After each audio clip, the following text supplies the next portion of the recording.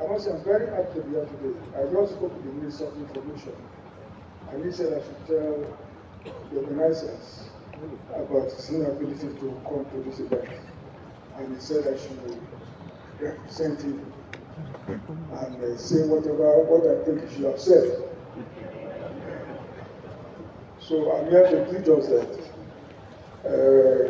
But I think I will say what I want to say first. I came for this event because of the respect that I have for Alhaji Jakonde. Okay, that is good.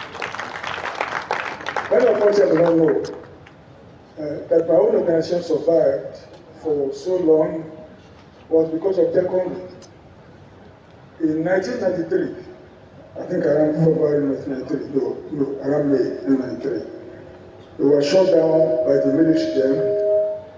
And the height was that we published Temple magazine and everything was seized at the press, then being owned by MK Abiola. So we didn't know what to do. And I think on a particular day, I went for an event like this, a media event, then by the being done by Nigerian economists. And I met Alhaji Jakonde there.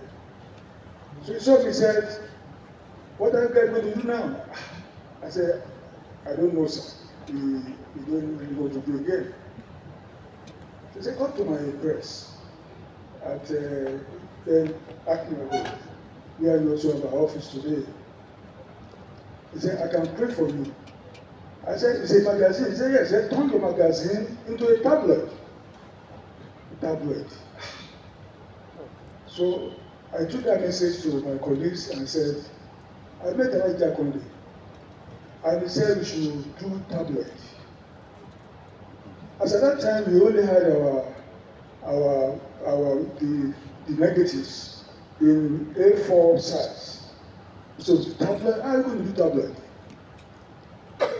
We went back to him and said, "No, we just have to blow the A4 into the newspaper size."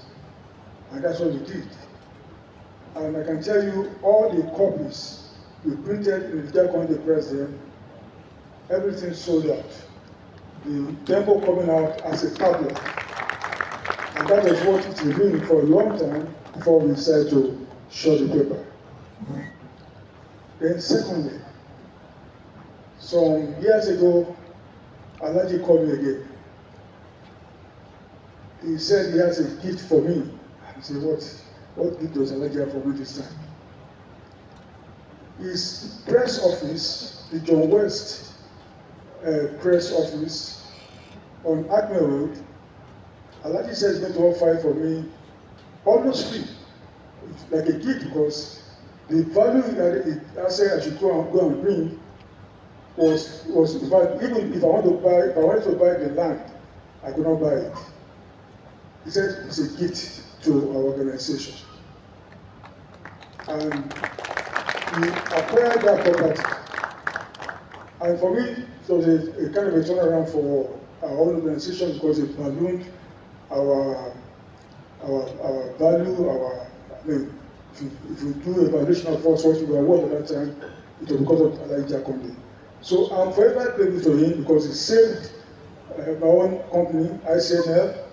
We also have gone under in 1983. But thanks so much, Jakonde, for making it possible to survive. So I'm forever grateful to him. That's why I said, no, this lecture I must be here today. Without him, whatever role we played would have been impossible.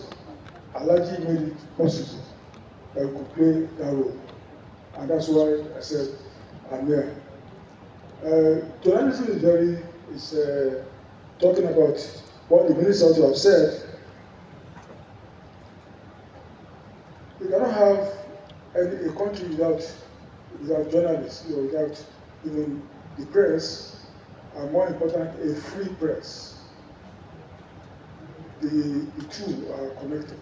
The government needs to be heard, the people need to be heard, so we have journalists having the role of being the mediator, the medium for this connection between the government and the people. But unfortunately, what we have today is that our industry is being challenged. We have all kinds of people now calling themselves journalists, not actually playing the role that you expect journalists to play. They are modeling things up. We have many cases of disinformation, all going on in the name of our profession. And I think for the Guild of Editors, it has a lot of role to play to ensure that people who want to practice journalism keep to the rules. There are rules. There are rules of engagement. You cannot just come and say you want to be a journalist and then you are doing journalism and you are doing something else. So there are so many people around there who are in our profession, gate crashers, who are there who, because they have a telephone, a smartphone, internet connection, and you see them sending out news and information. And most of the time, fake news, fake information about the place. Of recent, there was a story in the papers about Babangida's son rejecting a government appointment with a letter purportedly written by the young man. I returned at the man and said, no, I didn't write this letter. I've actually accepted the appointment. I've even showed my face in the office and so on. But that's the kind of thing we have. I'm able to find that many of us here, we retweeted or we reprinted that line. I said that there are rules. Don't always retweet what you find on the social media. Most often they are not correct. And that's why I said we as journalists, we need to really enforce the rules that govern our profession. And if you get any piece of information, check. Is it correct? If it's not correct, don't run with it. Don't say because somebody has written it, it's a gospel. You need to verify it, verify the information. And then just come across. If you keep writing fake news all over the place, one day with our pen, we set our country on fire. Because fake news travels a lot. And before you can really track it down and say, no, this is fake news, many people would have gone out and believed what has been. And some of these stuff is journalists or publishers or whatever you call it. Well, I said that's the message the minister would have said. I'm just representing you. I want to thank you all for listening. Thank you very much.